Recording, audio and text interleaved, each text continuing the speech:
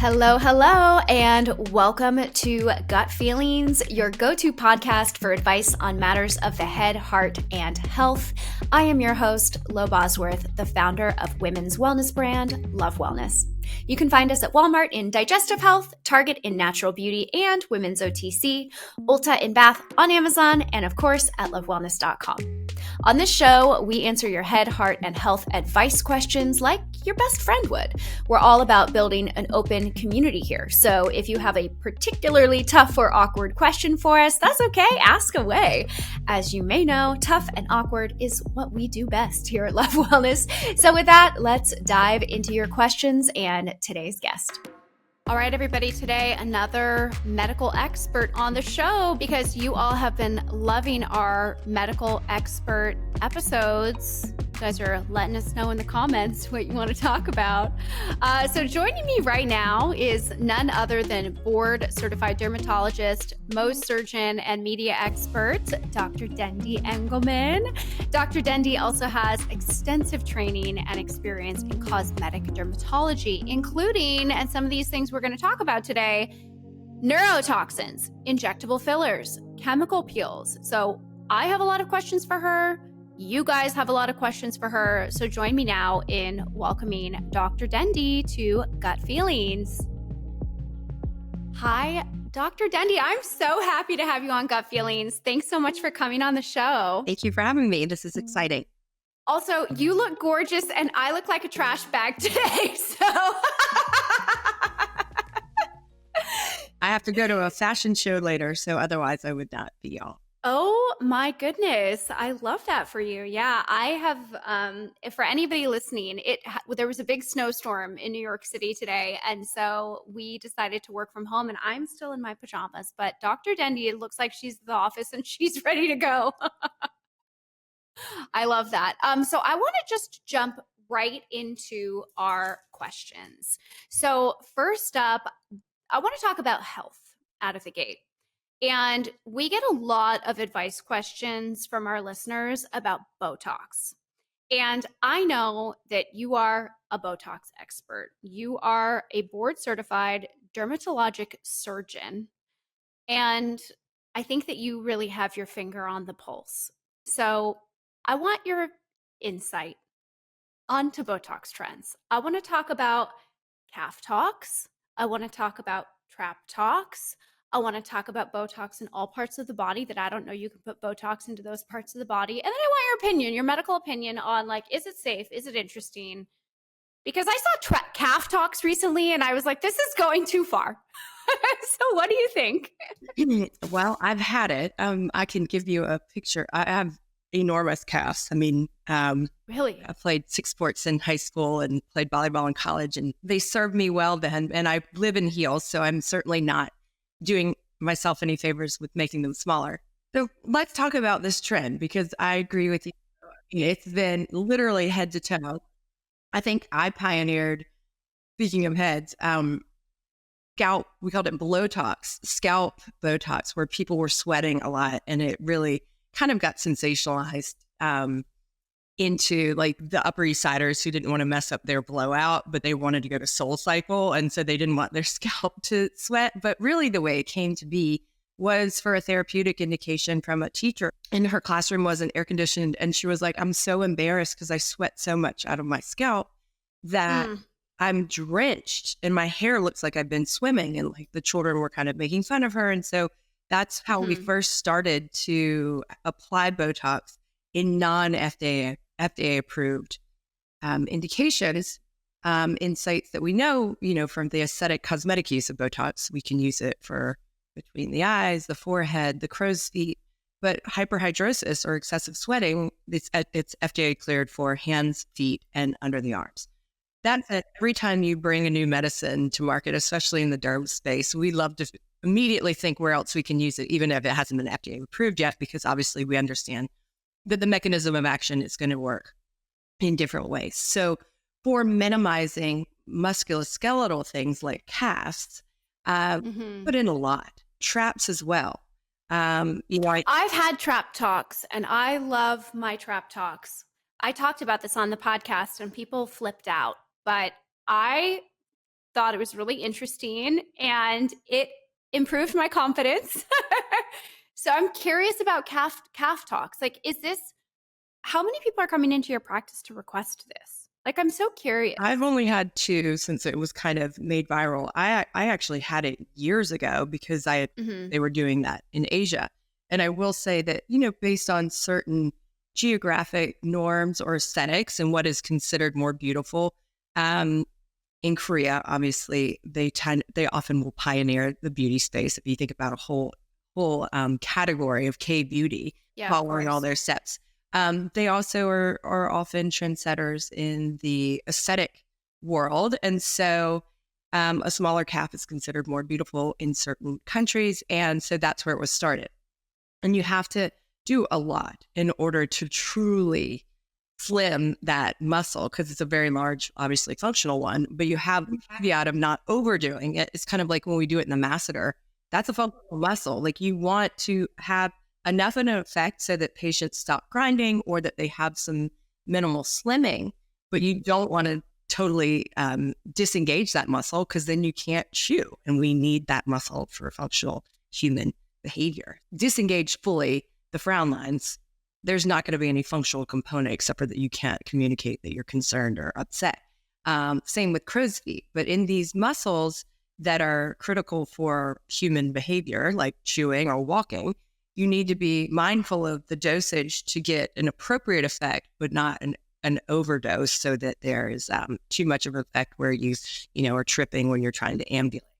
So I would just, for your listeners, and even for my patients, when I'm telling them, especially with trap tots, like, are we looking for a stress relief, like into a trigger point, which certainly people will talk about the functional benefit of that, or are we looking for an aesthetic reduction, because that is a big muscle and it takes a lot more to help to slim that. And it's a slower onset than you would get with the cosmetic usage, for example, on the crow's feet. That usually is like between 10 and 14 days, you see the effects. With these bigger muscles, it takes longer to see the slimming. I don't know if that was your experience with trap talks or not. Yeah, it definitely took more time. Why is that? Is it because the muscle is bigger? Like, I'm curious, like, functionally, like, why? So our skeletal muscles obviously are bigger and are going to require more dosage, higher units, in order to disengage the neuromuscular firing and the communication between the nerve and the muscle. And when we disengage that, it takes time to atrophy. We're really trying to induce slimming or atrophy of those muscles. Same here and here. And so when they're bigger muscles, it just takes longer to see. But the benefit is, on the flip side, even though the onset takes longer, it often takes longer to overcome and regain that strength. So the longevity on the tail end is longer than it would be, say, for your frown lines or your crow's feet. Mm-hmm. It's interesting. On the show, I've had a number of medical experts come on, and I like to talk about kind of controversial medical practices and things like that. And I think our audience really likes it also. They have a lot of opinions. I had a friend, Dr. So on, and we talked about GLP-1s recently, and I feel like we broke our comment section.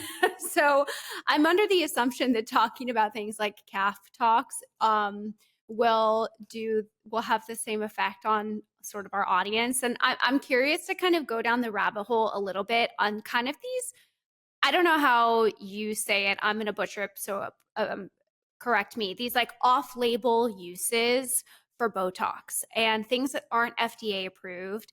And I was hoping that you could kind of talk about what it means to have something be FDA approved. Because like at Love Wellness, supplements are regulated by the FDA, but they're not approved by the FDA per se. And I don't think that there's broad consumer understanding of what these regulatory bodies really do, what's legal, what's illegal, like what you can actually sort of do with some of these different, medications or approaches to like cosmetic, and or functional treatments. So I'm curious, like, what your opinion is just generally on sort of off-label use of Botox. And listen, I have trap talks, I do this kind of stuff. So I'm curious how you think about it and how you implement some of these practices, I guess, within your medical practice. I think that this is a very important point to discuss for the general consumer, because I think you're right. In the medical world or the prescription drug world versus the supplement world is very different. And being regulated by the FDA is different than being approved, studied, tested, and then kind of vetted by the governing body. And so let's just speak to the medical side for a minute and talk about, like, for example, the FDA approved sites for cosmetic usage of Botox, and that is glabella frontalis and crow's feet. And that's it. And That's it? yeah. And that's only with Botox. The other toxins they have fewer indications because it costs millions of dollars to get patients enrolled to prove the efficacy, Yes. to show the onset, to show the potential for side effects. And so these companies know that we as scientists, once we have been shown through clinical studies and FDA approval that something is safe and effective in a space, we immediately start to think, well, where else can we use it? And obviously we are taking a lot of the burden onto ourselves because it's not FDA approved for certain indications. For example, mesoteric Botox to slim the jawline, or to minimize teeth grinding or TMJ pain. But we, as clinicians, that we're willing to do that because we know that if you've demonstrated that these things work and are safe in certain areas, it doesn't mean that it wouldn't be otherwise. It's figuring out the dose and knowing what's appropriate. And that's why you want to go to people who are, very well trained, very knowledgeable, know human anatomy, know facial anatomy, know neuroanatomy, know pharmacology. There's a lot that goes into using these neurotoxins that are in chemical warfare. I mean, they're not for the neophyte, and it isn't just a paint by numbers kind of game. So you do want to pick your injector so that you trust when they say, this isn't approved, but this is how I've been using it. And I found great success in X, Y, or Z. And that's where Trap Tox came from. That's where Scalp Tox came from. That's where Calf Tox has now come from. And so it's very important, I think, when you're having a medicine injected into you, that it has been vetted as safe, first and foremost. Mm-hmm. The Hippocratic Oath, the first day we start medical school, we take the Hippocratic Oath to do no harm. And that's first and foremost. Make sure that what you're having injected is safe and obviously effective so that you're not just wasting your money. The supplement world is hopefully becoming a little bit more regulated. It used to be the wild, wild west when I was in medical school, where you didn't even know if you were getting the active ingredient that was on the bottle in the Right. bottle. And then the amount could vary wildly from capsule to capsule, whether you may have been getting 2% of the active ingredient or 200%, and it could be in the same bottle. And then obviously there were heavy metals and potential contaminants. So that was kind of deemed unsafe. Obviously we're getting better, but they aren't held to the same standards as different pharmaceuticals where they have to prove efficacy and effect. And so oftentimes, and you see this a lot in the supplement world, these claims are very big and they promise the world, and patients throw money at it trying to solve for a problem they have. Hair loss is one where there's a lot of snake oil in hair. You see that people are desperate and they will come to me with like 90 different over-the-counter supplements they bought, just praying that one of them is going to work. And so I do think we are not doing the general consumer any great service by, the marketing claims that aren't backed up by science. So I always caveat to my patients, like, vet the science. And if you don't have it, bring it to me. I'll help you, because it is a hard world to navigate. You get overwhelmed if you go into a supplement store or even to Whole Foods where you feel like everything in there must be healthy and safe. Yeah, I agree with you wholeheartedly. I mean, I live and breathe the supplement space, and the things that I see and we navigate every day is so interesting. Gummy vitamins is like, they're my sworn enemy. The efficacy is not there in gummies. It's really hard for contract manufacturers to put in the amount that they say is going to be of, the ingredient. Typically you only get the benefit from one ingredient. So if you could get a gummy that has like 6 ingredients making claims, like, you're not really getting the efficacy there. And it's interesting, it really falls on brands in the supplement space to I think, take on the same idea of do no harm, right? And create products with transparency, sourcing that are being tested to the highest ingredient standards.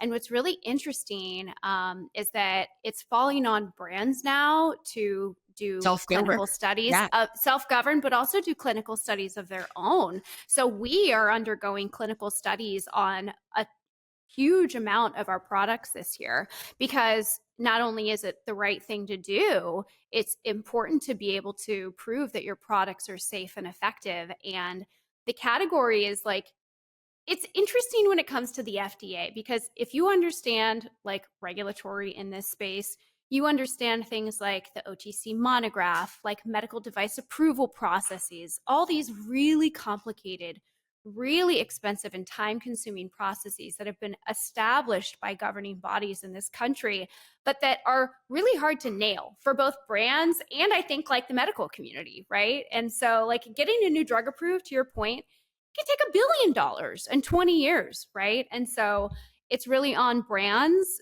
to, like, in our space, to do our best and to deliver what we say we're going to deliver to consumers. Well, no, I like it. Yeah, total sidebar from calf talks, but it's one of my favorite subject matters is to talk about regulatory. Well, everything that you're saying though is how I counsel patients when they're like, how do I know? I'm like, look for the clinicals. If they're not on their website, that means that the company isn't putting their money where their mouth is to prove to you. Anyone can say this works. If you have to show that it works, it's expensive.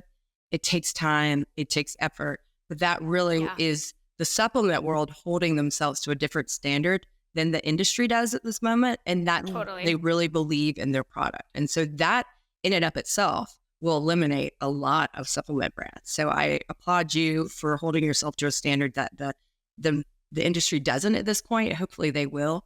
But, we have to think about all the things we're putting to our body. And this is on a daily basis. So we want to not only protect our investment, but also make sure that we're not having any harmful exposures. Yeah, I completely agree. Okay, so let's move on to our next question. So typically we answer on the show questions of the health, head, and heart. And head questions typically are about, jobs or finances or whatever. But I want to talk about our literal heads. Okay.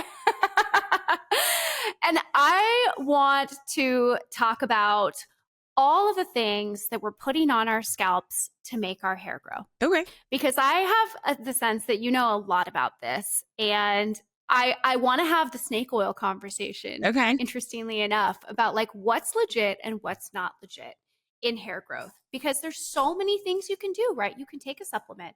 You can put argan oil on. You can massage in all of these things. You can get lasers. You can get PRP. So in your practice, what do you do? What do you see work? What has surprised you? I'm very curious. Well, I will say, just to answer from the top line, things that work in my hands are, pharmaceutical approved medicines like minoxidil, either topically or orally. And that's a new one that I've really started prescribing a lot more to men and to women.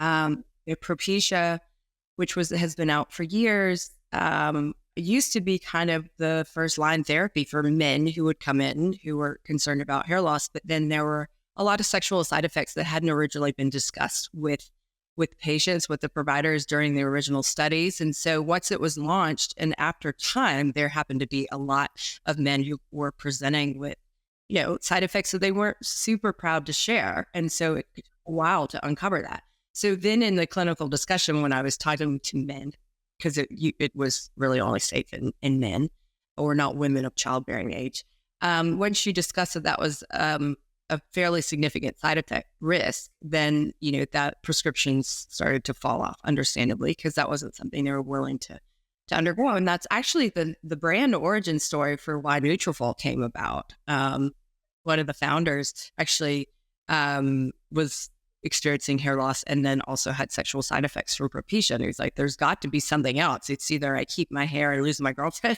or at least keep my girlfriend and lose my hair. And so he came up with, a nutraceutical based drug-free option to help support hair growth. And I will say that those formulators do a really good job of treating it as if it were an FDA-approved medication, or they do hair count and they do scalp biopsies, and they really are very specific in proving that their medications work. Obviously, topical minoxidil is great as well. If you didn't want to do an oral route, 5% for men or women is great. It used to be Rogaine for women, and it was 5. And they found that there was no change in the side effect profile, but much better efficacy if you were up to 5%. And then I would say that in office, we do PRP. I have great results with it. It just hurts. It's a bunch of needles in your scalp. And tell listeners what PRP is. Okay. The PRP and the application on the scalp and why it works, because it's very interesting. Yes. So PRP stands for platelet-rich plasma, and what happens is we draw your blood just like if you were giving blood, and then we spin down the blood that we have and take off the red blood cells and just use the plasma that's then injected into the scalp. We also, if you've heard of the vampire facial, that plasma is used either for microneedling and put on the face or injected into the face. Same concept, but the thought process behind it is to use your own growth factors and your own stem cells to upregulate hair growth. And I can share with you some, from my husband and from my father, that are great. And it really does. I don't love hurting patients, and it's a lot of needles in the scalp, and we give laughing gas and things to make it much more tolerable.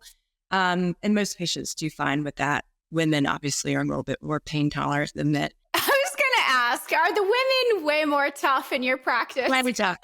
And I've seen that in front of my father, who's a doctor, who's a great patient. And my husband might be one of them. I mean, he's not a wimp. All the techniques that we use to try to take away pain, we call it talkesthesia, where you try to keep their mind off of it and talk about positive. He's hip to my game, and he just wants us to be quiet, and he'll shush me and my assistant I'm like, this is what I do. Like, let me do it. But anyway, I digress.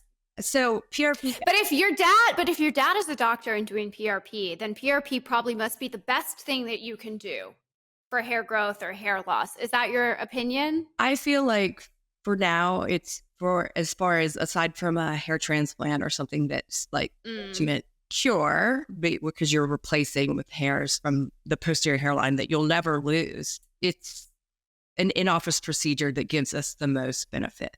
I am testing one in 2 weeks, a new one that's using shockwave and ultrasound to drive in the serum instead of having to inject it. And that is the before and afters are incredible that they presented. Obviously, I want to try it first and see. It's called TED, TED, and the company is called Alma. You can use that or not. I have no connection to this company, but anything that is like going to help me help my patients, I'm fully interested in. I did a fellowship in lasers after I did my residency. So and we have 7 floors on Fifth Avenue, like the Taj Mahal of beauty, where we've got 3 floors, there's 5 ORs, and so we're very tech driven. So anything that's new, and if I can get better results and don't have to do thousands of injections into the scalp, like that's a win-win for me. So that would be worth for my patient. So what about just like the topicals? Well, I'm curious about the topicals you see on TikTok. I'm talking like almond oil, argan oil, rosemary oil. Yeah. Like, I mean, this feels way more like in the universe of probably not going to work. It's definitely in the holistic approach. And in our literature, even castor oil has been found to help with eyebrow growth and eyelash growth. Rosemary oil, all of these oils, well, rosemary in particular is a vasodilator, so it causes more blood flow to the area. So that's the thing we're helping to improve. So all of these things, have some science behind them. And if someone is fully vetted to just a very holistic, natural approach, then these are things that I will recommend, or certainly when I'm being interviewed by certain magazines or sites that really want to approach. Sure. I can't imagine, I don't wash my hair that often. I cannot imagine, rubbing in rosemary oil every night to my scalp in order to, and it needs to be pretty persistent with a one treatment. There's one individual, on TikTok who has been sharing his hair growth story over the last year. And I think he has been approaching it through a holistic lens primarily. And his results over the course of a year, 18 months, are really astonishing. But it's also hard to know, like, is that just anecdotal for one person? He just happens to like respond to it really well. Or, are these results that everybody can expect? And I think that does kind of bring us back to the conversation of Like we need, what you do, yeah, you need an end in your practice. one in the study, right? Because anecdotally, what if he had COVID and he'd lost a lot of hair and now it's regrowing, Right. attributing it to, there are a lot of reasons, but if you get a big number of people so that's why Hmm. you always want to scale studies because you can prove a lot of theories with like five. Yeah, with 1 to 5. I completely agree with you. Okay, so on to our final question, matters of the heart. And this, we talk about anti-aging on the show a lot, and I think aging is emotional, right? I'm 37. I'm starting to notice new things about me. It's hard. And I know for some people they cruise through aging and it doesn't affect their self-esteem or how they see themselves, but I think for a big portion of the population, facing our reality, right, is challenging. And it can be really emotional and trigger a lot of feelings. And I mean, the anti-aging industry is massive, right? Like, For a reason, we're all right? Yeah. for a very In obvious bother than reason. most of us, I don't think it would be, destroying. Correct. Yeah. So And I'm I don't have to wax poetic about no, that, I but I agree. I mean, we're in a very safe space here with not wanting. yeah, we are in a safe space. We may not be in a safe space in the comments Right. on I know. this video, but within this Listen, recording. if anyone is upset about the fact that a lot of people don't want to age, me included, and I'm 40, I'm 10 years your senior, so I'm 47. I love you. That's great. Teach me your ways because I think that you're touching on something like when you're recognizing nobody wants to talk about their life ending. And when you're seeing Yeah. that play out physically, like we can't see the changes that are going on in our coronary arteries. If we could, maybe really upset by that too. But there's difference by being able to see, and that's what's so fun and awesome, and also potentially detrimental about dermatology is like our whole world is what you can see. And I love that about derm, but it also plays into a lot of the psychology of human behavior and human nature. I happen one of my majors in undergrad was psych, and my mom is a therapist, so I come from a very like I feel like I'm well equipped to help people to navigate that. But that doesn't mean that I'm immune to it either. And there's like every day you're like, oh, whether it's the gray hair or a fine line or wrinkle that wasn't there, it just reminds you of you know time passing. And I have two little children who every day I'm like, oh, I'm kind of an older mom who wants to be around for them for as long as I can be in the best way that I can be. So I think that it's interesting in this time, if we really want to throw all the psych into it, you would think with like COVID and the world ending and the state of the, like you would think that most people would have given up and been like, I don't care anymore. Like it doesn't matter. The world's a dumpster fire. But instead, this huge uptick in people seeking different ways to look better because I think one, we feel out of control with the state of the universe. And this is something we actively do to control something that makes us feel better. Because when we look better, we do feel better. And in the reverse, like have you ever been to a party and you go to the bathroom and you thought you looked cute and you go and you're like, oh my gosh, is this what I look like? Maybe it's bad light or whatever. And it kind of changes your outlook. But that the reverse is true as well. Like if you feel like you look better, you tend to behave better, and it permeates all aspects of life, whether it's your relationships, your work, production, and your happiness. So I don't demonize people for wanting to look their best. I made a career trying to help Yeah. do that. Me neither. I completely agree with you. I really struggle with like very like binary black and white opinions on this stuff because obviously if you have a opinion that you don't need Botox and like how dare you do that or you shouldn't do lasers, to me you're invalidating the experience of others that you just don't understand, right? And so, I think that all of this stuff is valid for the people that are interested in it. So if you're about to jump into the comments and be like, how dare you? Perhaps just consider that there are other people out there that have had different experiences than you that shape their worldview differently. And for them, making choices or decisions like this, it could be completely valid. So that's what I want to say before we go into our anti-aging conversation. Okay, so now I want to talk about topicals. And this is a controversial subject. Well, maybe it's not controversial, but for me, I threw away my Trenton like a month ago.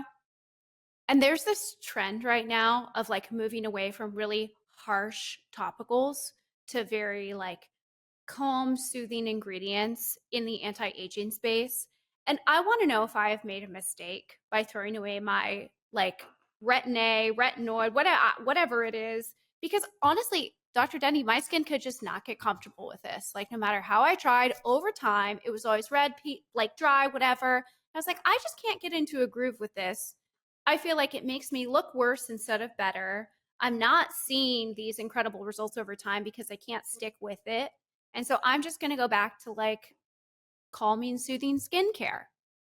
So I think that you're touching on something that a lot of my patients come to me with, and it's not fair, right? If you only hear about the holy grail of anti-aging, which is vitamin A derivatives, whether it's retinoids, retinols, well, not retinaldehyde, all of those are under the umbrella of vitamin A. Then you feel like you're missing out, or that you're not doing yourself the ultimate service by having the right thing. Yeah. So I hear that often, and I do two things. One, if you want to stay away from vitamin A in general, by all means, there are other, less harsh ingredients that do work in similar ways, like bakuchiol, for example.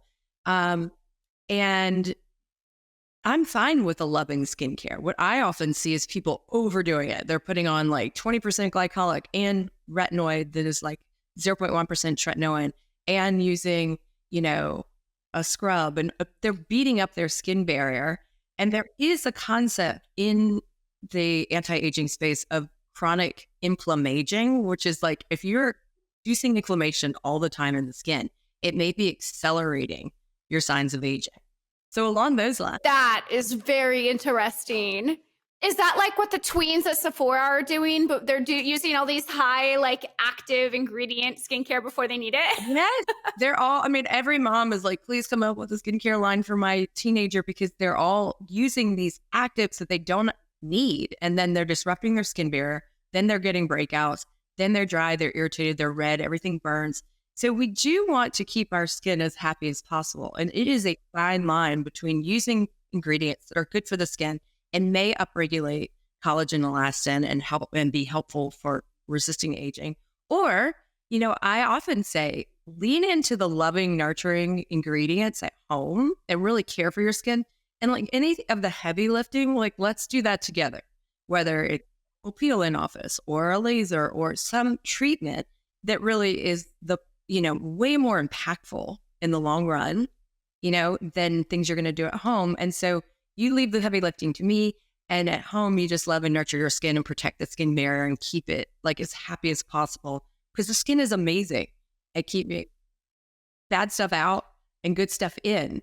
But when we start to like really disrupt the barrier, then that's when we start to see sensitivities and people start to break out, and they're like sensitive to products that they never were before. But that's because their barrier isn't intact, and they're not having their skin in the healthiest state. What did you call it? I can't say that word, but you can. Like inflammation, but then inflammation. Inflammaging. There you go. Inflammaging. This is going to be a clip on but I will say, media. For a fun, start looking for this and you're going to see it. There is, for those who, and tretinoin is strong. So especially in this New York winter, it's like a lot to have to deal with. There is a newer ingredient that was written about in our derm journal, like the Journal of the American Academy of Dermatology, which is like the Bible for us in the space. And it's not even a aesthetics journal, but it was in 2018. It was discovered or elucidated, and it's called hydroxypanacolone retinoid, or HPR. And you are going to start to see that in a lot of skincare launches. And it activates RXR receptors instead of RAR receptors, which is what tretinoin and retinol do. And so you're getting the same retinoid activity, but without the irritation. And the reason that it took 5 years to come to market, because the ones that are here launched like last July, you're going to see a lot more of them, was obviously because of COVID and the delay in production. But it usually takes from when things are in our journals till they hit market, it's about 3 years. So little delayed with what went on globally. But what's your favorite product with HPR in it? One that I love, and in the clinicals I can speak to 100% of the participants who were retinol naive, meaning their skin had not been retinized or gotten used to vitamin A, because it's easier to switch within the category if your skin's already used to that ingredient. 100% of the trial participants had no irritation at day 1, week 1, week 2, week 4, week 8, and week 12. Yeah. That never happens with any retinol. On people who haven't, you don't have 100% of anyone who's like, yeah, I can tolerate it. And the fact that this is, a retinoid, but it doesn't cause irritation is amazing. My favorite one is newer. It's by Elizabeth Arden, and it's called Elizabeth Arden. I see it. It's Elizabeth Ceramide liner cream. I see it. Feels really good. You use it last step, like as a cream, and the effects in the studies were amazing. But it's very well tolerated. So when I have a patient, if you'd come to me today, Lo, and we're like, I can't use it, I threw away my tretinoin, I'm just going to categorically demonize all vitamin A for the rest of my life, I would say yes, because that's what I've done in my brain. Yeah. So this one is still nice because you're having the ceramides in there. It's respecting the skin barrier, but you're getting the nuclear effects that are upregulating collagen, elastin, helping with fine lines and wrinkles, and it's pretty amazing. Interesting. Yeah, but it's a little confusing because the description, like on a product like this, says it combines pure retinol with peptides. And so is the retinol that's being described here HPR? No, it's not. And I said the same thing to them. And I really feel like that's a bit of a marketing play now because no one knows what HPR is. So if it's just HPR ceramide, people would be like, what is that? So I have asked that same question because I'm like, well, how are you not getting the irritation from the retinol that's in there? Right. That's my question. Because now I want to go buy this. Are pretty amazing in the results and in the tolerability. Interesting. So that's my favorite, and you're going to see it. HPR is going to be the new ingredient that is going to be replacing a lot of retinol launches. I would say I'm trend forecasting. You can quote me on it, and I may be wrong, but I anticipate that will be one to watch. I love this. Okay, well, Elizabeth Arden, if you're listening, can you send us some of this? Okay, I'm going to try that. Thank you. Well, Dr. Dendy, this has been a really enlightening and interesting conversation. What else do you want to talk about and tell us? Well, I feel like, we've touched on skin health and skin barrier and the importance of maintaining your overall skin health and hydration through not disrupting it with very strong glycolics and acids and retinoids, especially when you're 12, which is trying. But I was talking about maintaining your environment as well. And a lot of people work from home or pivoting from working from home, and the importance of especially when you have this dry heat and harsh winters that we're having, to increase your environmental humidity. That's really important. And so using humidifiers, which I feel like every person who's had a baby, you get one for your baby and then you stop using them because they're gross and you can't clean them and they get moldy and you're like, I'm not going to do that. And so there are some new ones on the market that are really good for helping to increase the ambient humidity in your space, whether that's in your work area or your bedside, but also helping to it's also good for your health. So in the world of cold and flu season and COVID, it actually is found that if you have more humidity in the air, that if you cough or sneeze, it will actually bind the viral particles and makes them heavier. So it pulls it out of circulation where you're not as prone to be passing these infectious particles back and forth. So good for skin, it's good for health, it's good for hair, it's good for scalp. And so that's something that I have at my bedside and at work. And the good thing about like some of the newer ones, there's one by Canopy that helps. You can throw the components in the dishwasher. So all cool. cleaning it is solved for, because I remember when my son was born, like my husband and I would kind of like fight over who had to clean the humidifier, like the last thing he wanted to get Q-tips and vinegar, and like nobody's doing that. Everyone has one and no one uses it. So that's a good way if you have eczema, psoriasis, dry skin, aging, or just even in the winter, you know how people will get like winter scalp or dandruff really. But it's worse in the winter. If you increase your humidity in your environment, it actually will benefit you in many ways, both internally and externally. Makes a lot of sense. Awesome. This has been a great conversation. I so appreciate your time. Where can our listeners find you? They can come visit you in your practice in New York City, but where can everybody find you on the internet, ask you questions, all of the above?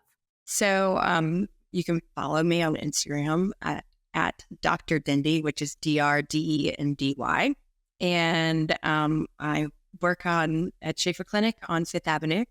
And, you can always DM me or ask me any questions, and I will help you as much as I can. I love that. Thanks so much for coming on and for your time. Yeah, thank you. I've enjoyed it. Everyone, please join me in saying a big thank you to Dr. Dendy Engelman for coming on the show today and just providing us with such interesting and important information on so many topics. I know that we've had a lot of medical experts on lately talking about some controversial stuff, and everybody has a different opinion on it, feels differently about all of these things. And that's the purpose of the podcast. That's the purpose of Gut Feelings, right? To get to the heart of the matter, to understand different perspectives, and to really dive into this stuff so that we can choose to do it, choose not to do it. You make the best decisions for your body. So thanks for listening and joining me for this episode. If you have a head, heart, or health question, email us at gutfeelings@lovewellness.com. You can DM me or Love Wellness, or you can leave the question on our show's social posts in the comments. And please don't forget to hit that subscribe button so that you never miss an episode. 2024 is going to be the year of the Gut Feelings podcast. I promise we're going to have some incredible experts on the show this year. I am Lo Bosworth, and I will chat with you all next time on Gut Feelings.